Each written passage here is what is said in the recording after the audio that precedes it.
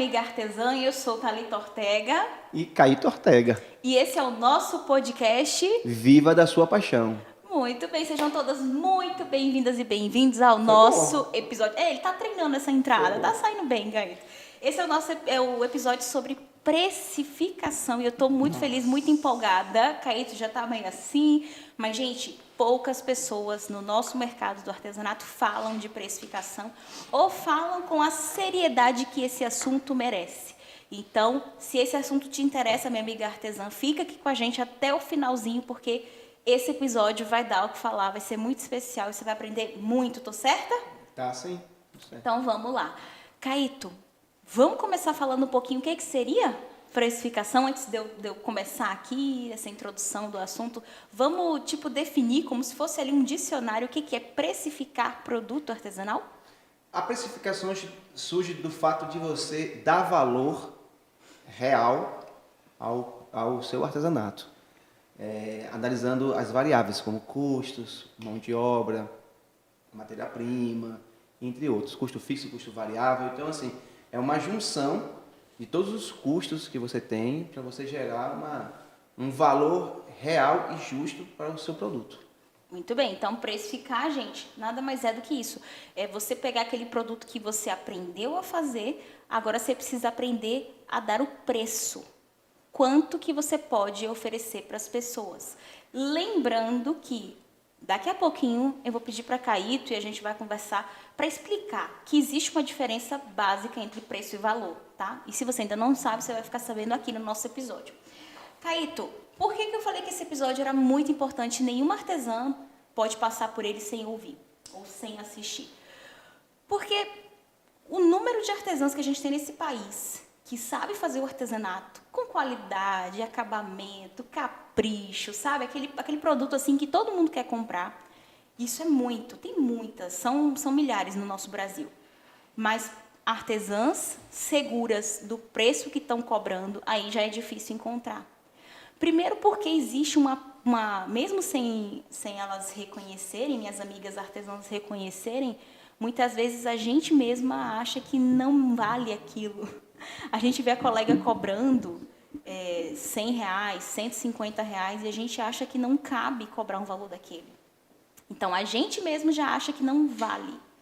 E segundo, é que tem gente que não tem a menor ideia. Por exemplo, quem nunca ouviu falar que você pega o que você gastou e multiplica por 2? Ou por 3? Né? Ou vai num site de uma colega, vê quanto ela está cobrando e cobra igual. A gente escuta isso todos os dias, é bem comum. Mas a verdade é que existe um cálculo a ser feito para você chegar no preço ótimo do seu artesanato. O que é preço ótimo, para quem não sabe? Para mim, né, na minha humilde definição, preço ótimo é aquele que é justo para você, empresa, justo para o seu cliente também. E valor, que é o que a gente vai falar daqui a pouco, aí é relacionado ao intangível, né? É aquilo que não pode ser medido. Então, é o imensurável, que é muito mais do que o cliente vai pagar pelo artesanato, certo? Então, para você, dentro desse negócio do artesanato, qual é o peso de saber precificar? Qual a importância? Eu acredito, Thalita, que a sensação de você trabalhar durante um mês e ter aquela sensação de você não ter tido o retorno justo pelo aquilo que você produziu é muito ruim. Sim. E você chegar assim no final assim, trabalho pra caramba e não tenho R$1 no bolso. Ou eu não consigo comprar uma roupa, não consigo comprar uma sandália. Então, eu acredito que essa sensação de uma mal gestão financeira, ela te dá essa impressão muito ruim, que acaba afetando a sua parte criativa, acaba afetando o seu negócio. Então... E pior não é isso, Caíto. Pior é a nossa amiga artesã que trabalha com volume, ela trabalha muito. Porque quando você trabalha muito, a gente espera pelo menos que seja recompensado, né? Para fazer valer todas aquelas horas que você estava ali em produção. E o que a gente vê é que tem muita gente trabalhando com volume e ganhando minimamente. Algumas nem sabem, mas trocam dinheiro. Perfeito. E outras têm prejuízo, que é pior ainda. Realmente, eu tenho diversas outras artesãs que me procuram da escola lá mesmo, que se questionam que tem uma outra artesã que está produzindo a mesma segmentação, o mesmo nicho que ela faz, muito mais barato. E ela, não, mas ela está fazendo isso de propósito. E às vezes eu digo, não, às vezes ela nem sabe o que está fazendo. Né? Então, sim, muitas vezes ela está praticando um valor que ela não tem a mínima ideia de que está tomando prejuízo. E aí eu falei para ela, infelizmente isso acaba prostituindo o mercado. Sim, é um termo feio, mas é um termo que é bem utilizado isso, dentro do mercado financeiro, é a prostituição. Sim. Então, essa prostituição do mercado, ele vem a partir do momento que você tem produtos que são vendidos baratos e ele realmente prostitui, ou seja, faz com que todo mundo comece a trabalhar com valores diferentes e aí você vai ter que baixar seu preço e é complicado. Por isso que eu sempre falo para as nossas amigas que se ela tem uma amiga artesã, conhece alguma pessoa que está começando ou que não sabe precificar, que ajude ela a buscar, que não precisa ser a gente, mas que ela comece a estudar sobre esse assunto, porque assim, ó, a gente está numa geração, eu venho falando isso e eu tenho muito orgulho do que a gente está construindo. A gente está numa geração de artesãs agora que são artesãs empreendedoras. A gente teve a fase das artesãs que ficavam em casa, de pijama, muitas vezes, não todas, mas muitas vezes. Não tinham uma visão macro do negócio, uma visão ali holística. Vendia o seu artesanato. No mês que dava, vendia. No mês que não dava, estava feliz também, estava tranquila. Ah, não tem dinheiro na praça, né? Assim a gente escuta até hoje. As pessoas não valorizam, E essa era uma geração. A de agora é aquela que arregaça a manga e fala assim, poxa, não tem venda presencial, eu vou para o Instagram, eu vou para outro lugar, eu vou fazer uma ação de venda em massa. E estão estruturados, estão vivendo da sua paixão. Só que se você conhece uma artesã que não tem esse conhecimento, apresente a ela, porque tem muitos conteúdos gratuitos, como eu já falei, não precisa ser o nosso, pode ser qualquer outro, mas entenda que quanto mais o mercado no geral aprende a precificar, o mercado inteiro ganha. Então, até ela vai ganhar por essa coleguinha concorrente que está vendendo muito abaixo do preço que você deveria estar. Porque quando a maré sobe, sobe para todo mundo. Então, a gente tem que se juntar, a gente tem que se unir, falar mais de precificação, porque quando o mercado se conscientiza a respeito desse assunto, todo mundo vai sair ganhando. Todo mundo vai aprender a precificar e vai cobrar o justo. Entende? Esse é o meu desejo agora, principalmente a gente que está iniciando aí um novo ano daqui a pouco, que as nossas amigas possam entender que elas não vão conseguir viver de artesanato se elas não souberem precificar. Porque ela podia estar fazendo muito mais com os seus produtos e ela muitas vezes está conseguindo faturar mínimo, né? O grande problema dentro dessa segmentação de artesanato é que pela primeira vez, depois que a escola veio, que eu percebi que o olhar para a artesã colega ou a artesã concorrente, ela mudou. Você trouxe para dentro da escola um olhar diferente para a concorrência. Né? Você mostrou que aquilo que antes era utópico, né? Precisamos nos unir para fortalecer a classe. Sim. Né? E você vê até, sei lá, 5, 6 anos atrás, as mulheres se brigando. Briga.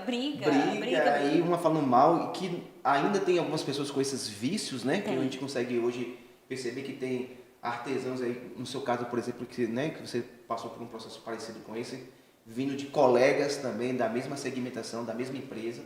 Então você vê que ainda tem esses vícios ruins, sabe? Sim, na verdade um pensamento escasso, de que se eu, por exemplo, eu conheço Thalita, que é uma mentora, e ela está me ajudando a crescer.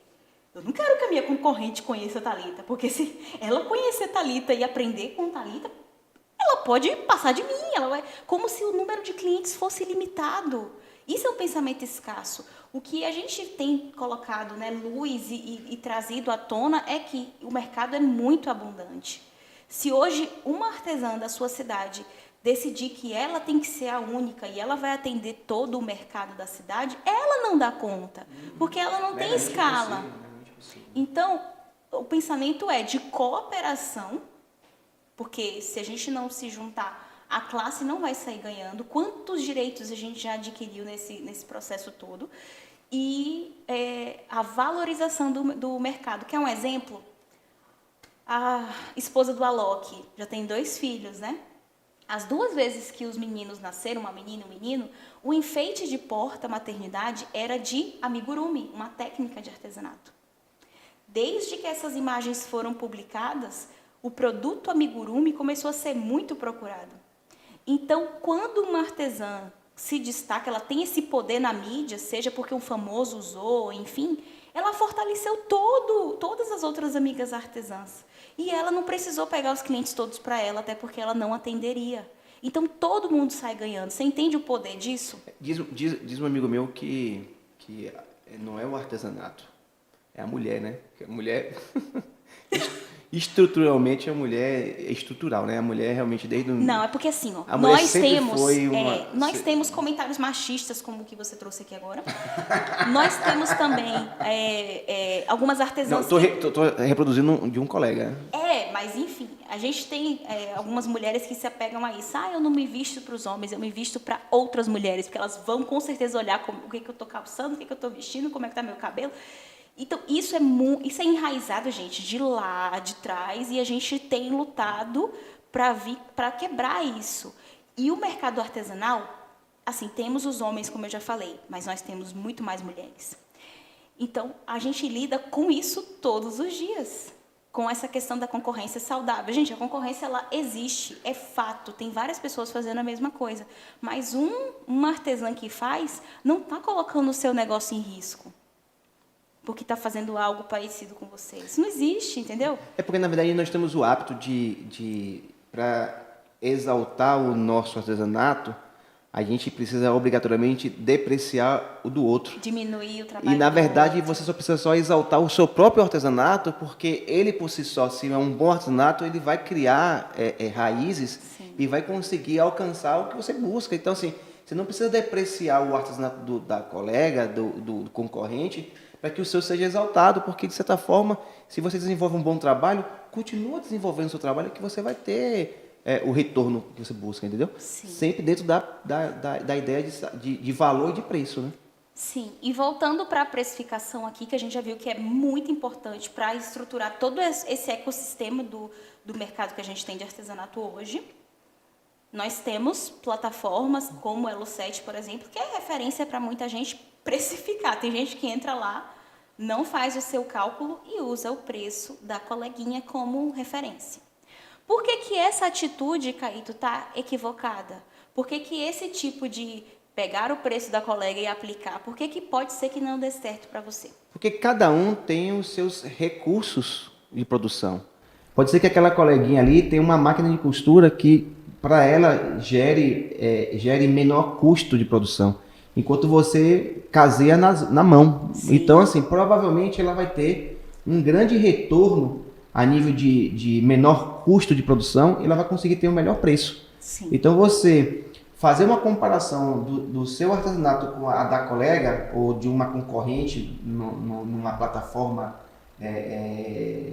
digital e tal, é um erro, né? Porque você não sabe, você não conhece os meios de produção dela. Sim. E às vezes o meio de produção dela é muito mais industrializado do que o seu, e com certeza ela vai ter preços melhores. Sim, então, acho que ficou bem claro para todo mundo que fazer essa comparação com o Elo7 realmente não é a melhor opção. Mas além disso tudo, você falou de máquina, mão de obra, materiais e tudo mais, fazer a análise lá no Elo7 faz parte de precificação, ok? Sim, você buscar... Que momento é que elas vão fazer isso, essa comparação? Não, usar o método do preço do concorrente como parâmetro é importante, né? É o seu termômetro de mercado. Então, você pode precificar, e se você perceber que na sua precificação você ficou muito acima do valor de mercado, que é do concorrente, então você precisa voltar um pouco mais para a sua produção e perceber que tem algum fator ali que está com algum problema. Sim, isso é importantíssimo. Muita gente faz a precificação do jeito que aprende, tudo certinho. Normal. Só que aí na hora que ela vai, muitas vezes ela não faz essa última etapa de ir lá no Elo7, saber se está dentro da média, né? E lembrando que tem que comparar coisas parecidas, porque às vezes o seu é superior em qualidade e você quer comparar com um negócio feito de qualquer jeito. Então, se ela não faz essa pesquisa, ela fica sem referência. É isso? É porque existe, na verdade, existe algumas formações de preço. Existe a formação de preço baseada no custo, é o que nós né? Trabalhamos. Existe a formação de preço baseada no valor do concorrente. Existe a formação de preço baseada no valor que o seu cliente dá para o seu produto, né? Então, essas formações de preço, né, mais comuns que eu falei até agora, isso está cercando a artesã a todo momento. Sim. Né? Muitas vezes ela pergunta, vem cá, quanto é que vale isso aqui? Aí a sua cliente fala assim, menino, isso aqui vale R$50. Pronto, isso aqui vai ser R$50. Então, pasmo, acontece muito isso também. Sim. Ou então, de repente, ela vai lá numa plataforma digital e verifica que existe uma caneca que é personalizada que custa R$50. Então, ela vai trabalhar R$50. Mas muitas vezes uma caneta dessa aqui está sendo para ela por valor de 40. Aí ela vai comprar esse material para poder fazer a impressão, a máquina, a depilação. Quando vai perceber, esse valor da caneca que está lá na plataforma está R$50, mas para ela está saindo a um valor de custo de R$50. Sim, e outra, a coleguinha às vezes tem, né, que você está comparando o seu preço, ela tem fornecedores, ela consegue prazo para pagamento, ela consegue, se ela comprar em quantidade, um preço melhor. Então, ninguém parte do mesmo ponto. Quem tem acesso, né, a grandes centros tem melhores preços. Quem Sim. tem acesso quem não tem acesso mora numa cidade muito pequena, então geralmente a sua matéria-prima é muito mais cara. Sim. Então na escola é muito bacana porque na escola nós temos uma aula, um módulo só de gestão. E lá você vai aprender muita coisa. O que é custo fixo, custo variável. Você vai aprender o que é matéria-prima, insumo. A gente liga a televisão e vê insumo, falando insumo, vê a palavra matéria-prima, a gente não sabe o que é uma coisa, o que é outra. Sim. Então, a gente, por exemplo, essa caneca é o quê? É matéria-prima, não, é insumo. Então, essa dificuldade que surge a partir do momento em que você não sabe identificar os seus meios de produção, isso vai ficar muito ruim na hora de precificar. Mas você sabe que já tem artesã que não aprende a precificar porque desse choque, desses termos, custo variável, custo fixo, insumo, não quero aprender. E aí prefere realmente não ter esse trabalho de estudar um pouquinho, entender, né? Ser dona do seu, ter conhecimento, porque é o que eu falo, quem aprende não depende. Não tem nada melhor na sua empresa do que você saber dominar, por exemplo, precificação, colocar o seu preço e peitar ali. Não, eu sei que está justo, eu tenho plena consciência, porque existe também um outro fator que a gente não falou aqui, que é a margem de lucro. Então, quem faz produto artesanal, tem gente que coloca 30% de margem de lucro, 100% de margem de lucro. Então, entender qual é a sua margem de lucro também vai favorecer o seu negócio em ações como exemplo, Black Friday. Sim. Um momento que você vai poder dar desconto nos seus produtos, se faz sentido para o seu negócio. Então, é na margem de lucro que você consegue ter flexibilidade, Isso, né? margem de lucro, lucratividade são coisas diferentes. Então, assim, eu sempre digo, e acho que meu tio, finado tio, ele sempre falava assim, Caíto, conhecimento é poder. Sim. Se você tem conhecimento, você tem poder. Eu me lembro uma frase que você falou uma certa vez numa live, assim, o seu mundo é do tamanho do seu conhecimento. Sim, também. Então, se seu mundo é do tamanho do seu conhecimento, se você lê pouco, se você estuda pouco, então o seu mundo é muito limitado. Então, como educadores, o que eu sempre oriento? Eu falo isso para os meus alunos que estão lá no ensino fundamental, no ensino médio, no concurso público, que precisa se estudar para que você possa ampliar seu conhecimento. Eu me lembro uma certa vez que eu estava na frente de uma escola e o rapaz estava conversando comigo que teve um acidente no trecho de duas cidades, Itabuna e Ilhéus, e que o cara precisou fazer uma ponte de safena aqui na batata. Aí eu falei, ponte de safena da batata? E eu fiquei muito constrangido de corrigir para ele que a ponte de safena não era na batata. Eu falei, eu achava que era no coração, né? Aí o amigo me falou assim, é claro que é no coração, esse rapaz é burro. E aí você vê a reação da pessoa em relação ao conhecimento. Então, o mundo... Então, o que é que acontece? Se pega, na verdade, uma artéria que está aqui na sua perna para compor a sua ponte safena, que é feita realmente no coração. Então, assim, as informações trocadas, é a busca limitada do conhecimento. Então, eu sempre digo, busca. Realmente, de fato, eu percebo que muitas meninas, pelo menos no discurso que me chamam pelo direct, é que é muita informação e elas não conseguem absorver. Sim, e outra, assim, gente, é porque até é suspeito a gente falar sobre selecionar informação, porque parece que a gente está, né, querendo que todo mundo acompanhe somente o nosso e não de outras pessoas, mas recentemente acompanhando, porque eu acompanho o trabalho de pessoas que têm artesanato. Assim como eu ensino colaboração, cooperação, eu também acompanho o trabalho de vários profissionais. Quando eu cheguei numa pessoa que tem mais de 500 mil seguidores e que fala que você não tem que calcular mão de obra no seu trabalho, é mão de obra escrava, então? São pensamentos aí, né? São linhas, São mas linhas, alguém vai sair perdendo. Quem sai perdendo nesse cálculo? É porque a mão de obra nada mais é do que a remuneração Do profissional que está fazendo, que pode ser hoje você, pode né? ser você, pode ser um parceiro no processo. Então, as meninas me perguntam, qual é o meu dinheiro? Eu falo, ó, por enquanto o seu dinheiro é da sua mão de obra. E o dinheiro que você pegou ali do seu lucro final, do seu faturamento ali, é o dinheiro da sua empresa. E ao passo que tem esse tipo de conteúdo que fala que não tem mão de obra, como se realmente fosse uma mão de obra escrava, nós temos vídeos que são bem posicionados, por exemplo, no YouTube, que ensinam o cálculo de custou 10 para produzir, venda por 20, que é multiplicar por 2, ou pior, né, que é aquele do multiplicar por 3, trazendo uma teoria. O por 3 que é muito comum, né? explica. Porque você tem R$10 que é o custo, R$10 que é a mão de obra e R$10 que é o seu lucro. Sim. Então você tem aí R$30. Mas muitas vezes você percebe que tem mercadorias, tem processos feitos, produtos feitos no artesanato que ele tem um custo muito baixinho. Você vê lá, por exemplo, lá os laços, os apliques, e você vê laços com apliques, uma técnica diferenciada. O que vai valer mais ali, na verdade, é a mão de obra da própria artesã do que o próprio custo do material. Mas todo artesanato, diga-se de passagem aqui, o mais valioso, que custa, o mais custoso, é a mão de obra.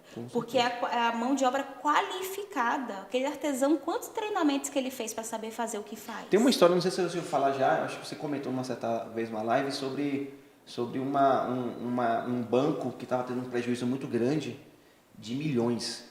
E precisou chamar um rapaz para poder resolver um problema lá no servidor.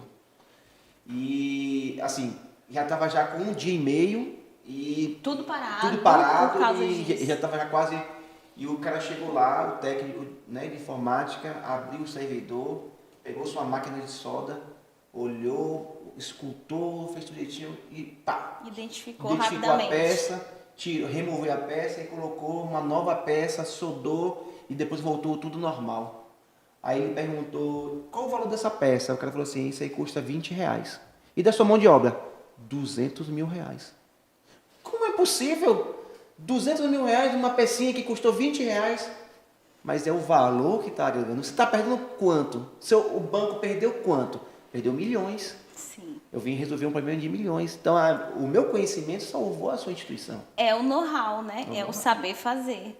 Então, o artesanato é a mesma coisa. Tem artesã que eu falei no nosso início aqui do episódio sobre ela mesma não valorizar.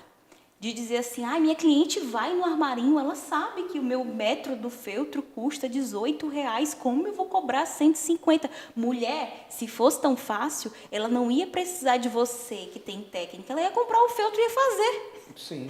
Então não é para todo mundo, nem todo mundo domina a técnica, tem habilidade, né? Se fosse fácil, toma aqui, faz você. E não é fácil assim. Quer ver um exemplo que eu falei agora do banco, mas a gente faz toda hora? Fica sem entrar em casa. Chaveiro.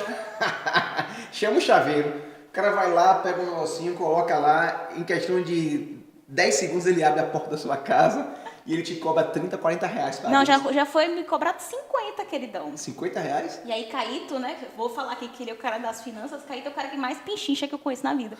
E aí quando eu falei, Caíto vai me cobrar uma fortuna para abrir, aí Caíto, diga que você só tem 30. E aí eu trago a realidade das minhas alunas. Quantas vezes a cliente não chega para ela e, né, pede um orçamento e tá lá, R$50. Aí a cliente fala, só tenho 30, paga? Não paga. Não me vem com esse papo de ceder a chantagem de cliente. Pois é, mas aí eu vou, não paga. Mas eu vou e volto. Por isso que quando você for entrar numa negociação, você tem que ser muito respeitoso. Para não botar preço no trabalho de outras pessoas, exatamente. Eu posso lhe dar uma contrapartida, uma contraproposta, você me permite fazer isso? Tá, eu permito. Vê se a pessoa está aberta à negociação. Aberta, porque às vezes, não, meu valor é esse, né? Sim. Então, tem um exemplo aqui, como uma carambola aqui, né? Fazer uma propaganda. Esse Fazer podcast propaganda. é o patrocínio da agência Carambola. Fazer aqui Nós estamos falando aqui com o nosso, né, mentor de finanças, dando uma aula aqui, gente. Então, eu pedi para ela, né? Eu posso estudar uma sugestão, tal, Sim. não sei o quê. Então, eu pedi. E aí a gente vai trabalhando para poder, né, chegar num preço bem bacana. Porque existe um ponto de equilíbrio. Claro, Ela tem seus custos operacionais, ela sabe. Toda empresa tem que saber sabe até onde ela pode ir. Sim. Então, na partir do momento que a gente sabe também onde a gente pode ir. Então, para fixar uma parceria, muitas vezes você é artesão, junto com a decoradora, né, de festa e tudo mais, então você sabe, você pode baixar um pouco mais para que você possa ter e reconhecer certas oportunidades como investimento. Sim. Você falou de decoradora, eu me lembrei disso. Eu vivi na pele. Jamais vou desmerecer, desqualificar qualquer área que seja, mas as decoradoras de festa, elas já gostam de desconto, porque elas falam assim, eu vou comprar várias vezes. Quem nunca já escutou, né, as artesãs? Eu vou precisar dos seus produtos várias vezes, porque são muitas festas. Faça algo melhor para mim. Então, a gente recebe várias ofertas, né, de parcerias, enfim, de troca, permuta. Várias vezes a gente recebe. E aí a gente volta a pensar em preço, precificação e fica assim, será que vale a pena? Algumas situações que a gente vai se deparar vão ser encaradas como um tipo de investimento. Eu acabei escolhendo, na época, uma decoradora que era super bem posicionada, ela tinha valores parecidos com os meus, a empresa dela estava alinhada, porque a gente também não pode se juntar com quem não está alinhado. Isso pode gerar um prejuízo numa área que é a sua imagem, a sua reputação. Então, né, atenção a respeito disso. Mas, na época, eu fechei e eu sabia que eu estava dando uma margem boa para ela, mas ela estava me trazendo também muito valor, porque era uma troca. Parceria é feita de troca. Sim. Para mim foi positivo. De fato, realmente foi um investimento que eu fiz. Então, em alguns momentos, as você meninas vão se deparar... Você abriu mão de uma margem maior para você... Não prejuízo, uma margem menor para que você possa... vislumbrar uma coisa na frente muito mais positiva. Foi o que aconteceu. Sim, e como a gente falou agora de preço e valor, eu queria que você, com suas palavras, depois se eu tiver algo para complementar, para você a diferença de preço e valor. Tá. Valor, na verdade, é aquilo que para você, ela tem uma necessidade, uma busca, um querer diferente. Então, você usa sempre um exemplo que eu acho que é fantástico, que encaixa certinho na gente, que é a questão do blazer, né? Eu pensei que você fala Carmen Steffes, qual é, velho? Não, você do blazer você é maluco por blazer. Então, o que acontece? Para mim... Tem gente que vai ouvir aqui e vai lembrar da saga do blazer. Quem lembra desses stories? Eu correndo Foz do Iguaçu para comprar meus blazers, entendeu? Vai lembrar. Vá, continue.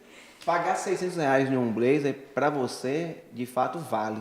Sim. Para mim, não vale. Sim. Então, é muito subjetivo. Como comprar um carro, por exemplo, de um determinado valor, para mim vale, para você não vale.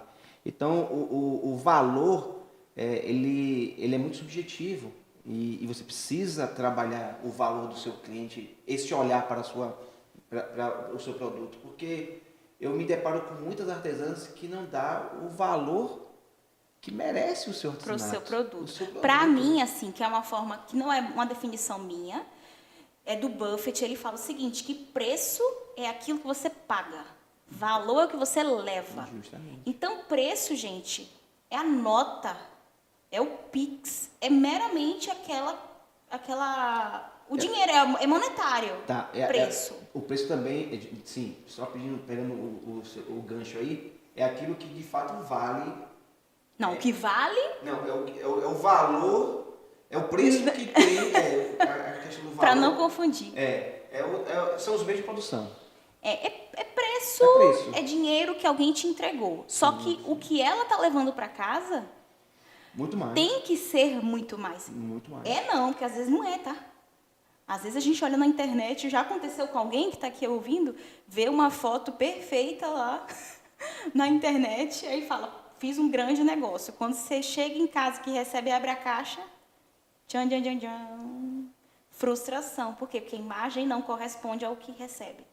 Com o artesanato feito à mão, essa geração toda de valor que a gente precisa fazer, o preço tem que ser menor do que o valor que a pessoa tá levando para casa. Então, o valor é algo relacionado à percepção. É aquilo que não dá para medir. Porque eu que sou fã de Friends, você fazer em feltro personagens, os bonecos de cada personagem da série.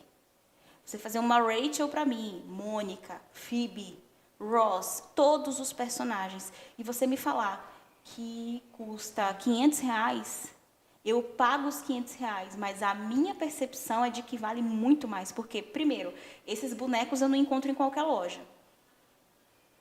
Se eu chegar aqui em Foz e rodar o centro todo, eu não vou encontrar. Então, eu estou pagando por algo exclusivo. Segundo, é algo que faz parte da minha identidade. Eu gosto muito, eu uso isso. Isso você falou. Para mim Isso não vale valor. R$ 10. Para você não tem nada a ver. Caíto nem a série assiste, minha gente. Como é que vai pagar um boneco? Não vai pagar. Eu não sei nem quem é. Não sabe nem quem é quem, né, Caíto? Então, assim, sempre tenho em mente de que eu até tenho um preço para o meu produto. Mas o que é que ele vai representar para a pessoa que compra?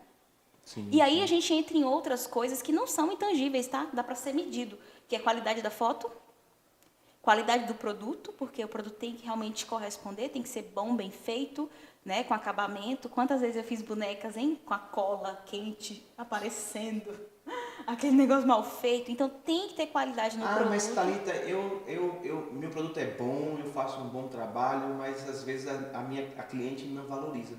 E aí? Porque é a gente que tem que gerar esse valor através das coisas que a gente faz. Digamos que eu vou trazer aqui para um artesã que só está nas redes sociais. Se o Instagram é todo zoado, bagunçado, as imagens são ruins... Mas aquele exemplo que você dá também da água mineral é fantástico. Não tem edição... vou trazer rapidinho, tá, gente? Pra gente não... A água mineral, exemplo. Eu levei para uma live e fez sucesso. Imagine você, se você... uma garrafa de água mineral, a mesma garrafa, a mesma marca, sendo vendida lá... Para você dizer que eu assisto os stories. De vez em quando, né? Lá no supermercado. Quanto é que você vai comprar uma água no supermercado? Lá eu pago no máximo R$ 2. R$ 2. A mesma água lá no semáforo. Quanto é que você vai pagar? R$ 3, R$ 3, R$ 4. Já um pouco mais, né? Essa mesma água lá no aeroporto, quanto é que você vai pagar? Provavelmente de 8 a 10 reais. Pois é, então se para você não está sendo valorizado, observe que ambiente você está. Porque a mesma água da mesma marca sendo vendida lá no mercado era 2, mas essa água no aeroporto é 10. Então tudo é a questão do ambiente que você apresenta.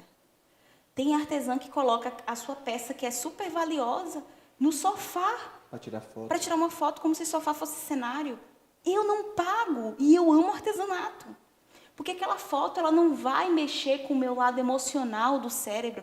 O ser humano compra pelo emocional. Até quando o Caíto, que é racional, diz que vai fazer uma compra racional, é o racional dele é o emocional convencendo o racional de que ele precisa, quase sempre é isso. Verdade. Porque a gente precisa de muito menos para viver. Mas a gente está sempre buscando o que a gente quer comprar. Verdade. As pessoas gostam de comprar, o que elas não gostam é de serem, de ver as coisas sendo oferecidas para elas. Ninguém gosta de vendedor, mas a gente gosta de comprar.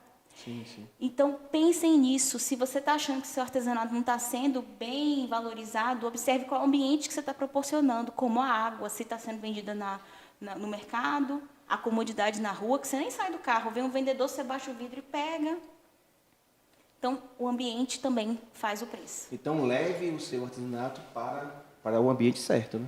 Então, minha gente, acho que não resta dúvida, né, para que as pessoas que estão nos ouvindo, até você que não trabalha com artesanato, né, que precificação, saber quanto cobrar pelo que você faz, produto, serviço, é algo muito importante. Então, e que pode até determinar o sucesso ou não do seu negócio. Então, Caíto, eu queria que você deixasse aqui uma mensagem assim, não é para a pessoa se assustar, meu Deus, eu não... Não, mas é para ela saber que para aquela questão de precificação, existe solução. É aprender, pegar bons mentores para assessorar elas nesse sentido e que o preço vai ajudar ela a chegar ali no final do mês e ter aquele trabalho recompensado, que é ver o dinheiro, que muitas não veem, né? Exatamente. Então, deixa a sua mensagem aí para que elas realmente possam dar atenção a esse tema que é tão especial, né?